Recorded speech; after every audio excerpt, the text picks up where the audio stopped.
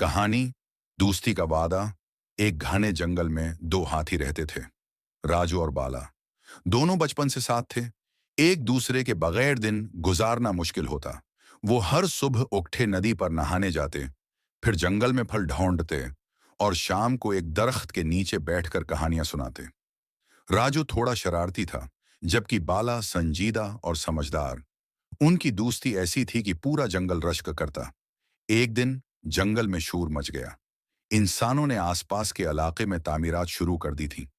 दरख्त काटे जा रहे थे और जानवरों को खतरा लाहिक हो गया था। राजू कहने लगा, हमें यहीं रहना है, ये हमारा घर है। मगर बाला ने कहा, राजू, हमें अपनी जान बचानी है। हमें जनौब के महफूज जंगल की तरफ निकलना होगा। राजू नहीं माना। बाला ने आखिरी बार उसे समझाया, फिर अफसोस के साथ रोते हुए जंगल छोड़कर चला गया। साल गुजरते गए। राजू अकेला हो गया। जंगल छोटा होता गया और यादें बढ़ी। उसे बाला की हर बात याद आती थी।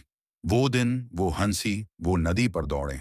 एक दिन जब राजू बहुत बीमार हो गया, उसने आसमान की तरफ देखा और कहा, काश मैंने बाला की बात मान ली होती। दूसरी तरफ बाला महफूज जंगल में था। हर रोज वो नदी किनारे बैठकर राजू की याद में आंखें बंद कर लेता। दिल में उम्मीद थी कि शायद कभी वो लौट आए।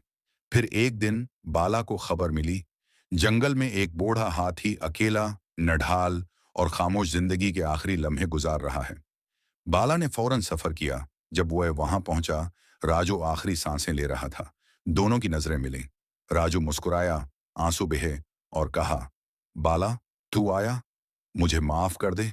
बाला ने सौंड राजू के माथे पर रखी और बोला, दोस्ती में माफी नहीं होती राजू, वादा होता है, और मैं अपना वादा निभाने आया हूं। राजू ने मुस्कुराकर आंखें बंद की। जंगल में खामोशी छा गई, लेकिन उनकी दोस्ती की गूंज हमेशा के लिए जंगल की फजा में गूंजती रही।